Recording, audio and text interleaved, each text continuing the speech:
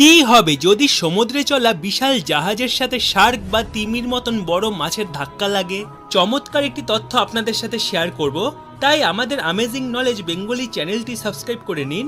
আর আমাদের amazing knowledge Bengali চ্যানেলের video audio অন্য অনেক নকল চ্যানেলেই ব্যবহার করা হয়, তাই আপনারা আমাদের আসল চ্যানেলটি সাবস্ক্রাইব করে পাশে থাকবেন।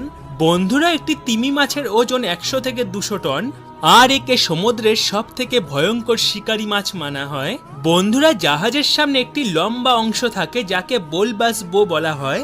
এর কাজ হলো চলতি জাহাজের সামনে যদি কোনো ভারী জিনিস পড়ে তাহলে তাকে সরানো।